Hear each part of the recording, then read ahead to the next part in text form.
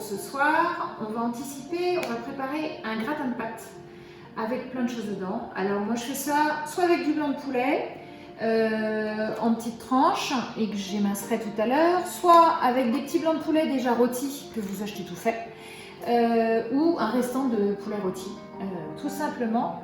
Et on accompagnera ça, on fera une petite couronne de pommes qui caramélise sans sucre au four et qui va cuire tout l'après-midi pour le dessert. Alors, on a besoin d'une sauteuse et puis d'une grande casserole d'eau pour cuire les pâtes séparément. J'allume mes feu assez vif sous ma sauteuse à 8, à côté. Dans mon eau, comme d'habitude, moi j'aime bien mettre du gros sel et un bouillon cube de volaille. Je trouve que ça donne un petit goût aux pâtes et c'est sympathique dans mon gratin.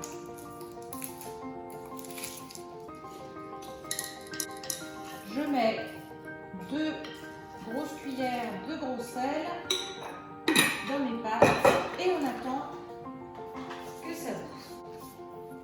Ici, dans ma sauteuse chaude, je vais mettre une barquette de lardons fumés. Moi, j'aime mieux cuisiner avec des allumettes fumées. Elles sont plus petites. Je trouve ça beaucoup plus pratique à cuire, à griller en bouche. C'est plus agréable. Donc, j'ouvre ma boîte de champignons émincés de Paris. J'ai toujours dans mes placards des petites boîtes de champignons émincés. Je ne mets pas d'huile. Les petites allumettes fumées vont déjà dégager du gras. Ça me suffit pour la recette, je n'ai pas besoin d'en rajouter. Je les pose directement dans ma sauteuse et ma boîte de champignons.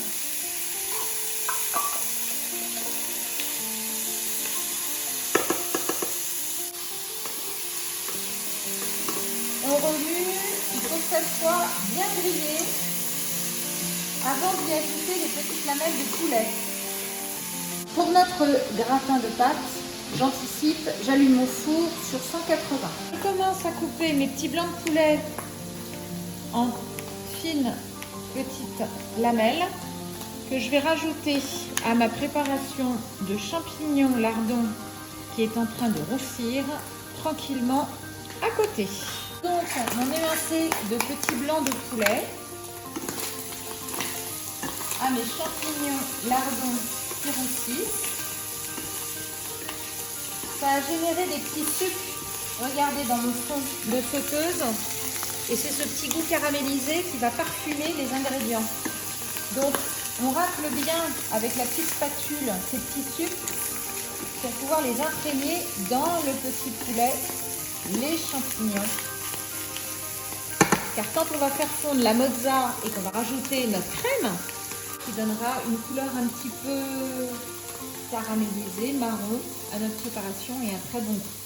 Je cuis mes pâtes. Alors bon, pour 4, un sachet de 500 grammes, j'en mets les 3 quarts à peu près.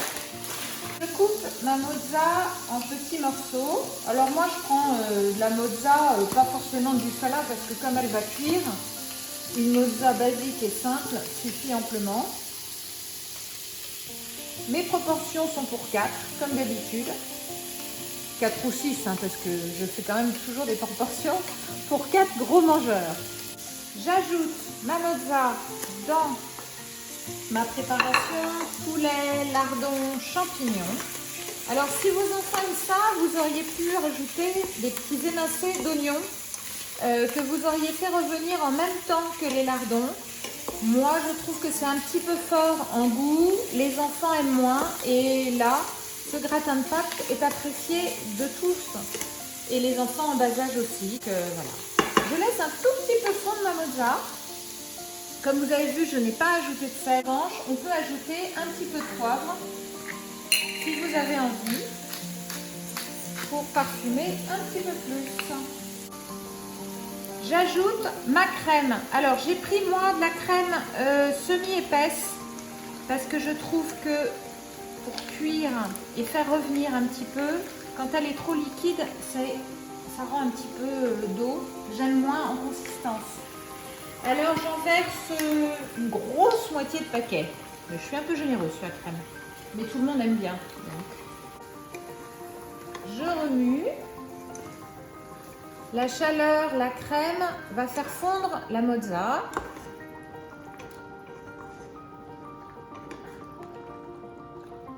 Alors ça, c'est une recette de gratin que j'ai fait depuis presque 20 ans. Les copines appellent ça d'ailleurs le gratin de Sophie, ce qui m'amuse toujours beaucoup. Donc aujourd'hui, j'avais envie de vous le faire partager. Alors attention pour la cuisson des pâtes. Si sur votre paquet, il y a marqué, par exemple, moi j'ai pris des tortilles, 7 minutes al dente, vous les retirez au niveau de la cuisson au bout de 5-6 minutes, qu'elles soient encore un peu fermes, parce que comme on va les ajouter à notre crème et que ça va cuire au four encore 20 minutes pour que ça cuise et que ça gratine, si vos pâtes sont trop cuites, c'est pas très bon, c'est un peu mou en bouche, c'est moins agréable. Donc là, elles ont cuit 6 minutes, ça suffit, je les éteins, je les égoutte et je vais les verser directement dans ma crème. Comme vous voyez, ma petite crème, ma mozza, tout a fondu, tout s'est imprégné du goût des lardons, des champignons, de ce petit goût rissolé. J'y ajoute mes pâtes. Alors les puristes qui font des pâtes ne font peut-être pas comme moi.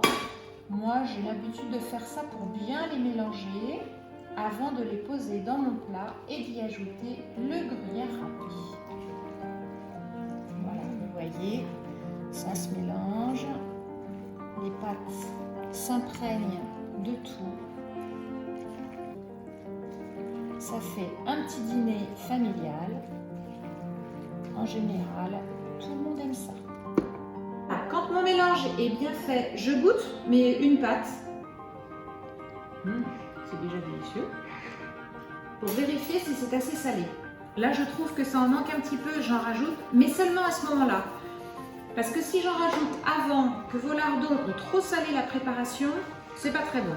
Alors que si je rajoute mon sel seulement à la fin, je suis assez sûre de mon résultat. Je verse toute ma sauteuse avec toutes mes pâtes dans mon plat. Bon, comme je vous disais, j'ai préparé pour 4-6 personnes. En fait, j'ai été quand même assez généreuse. Je pense qu'on pourrait bien manger ça pour 6-8 sans aucun problème. Je vais saupoudrer généreusement de gruyère râpé. En général, les enfants adorent ça. C'est croustillant, ça se mêle bien à la préparation. Voilà, notre plat est prêt. Notre gratin de pâte est fini. On l'enfourne pour 20 minutes dans notre four préalablement chauffé à 180. Le gratin de pâte est fini. Enfin, il est cuit. On va sortir notre plat que nous dégusterons ce soir.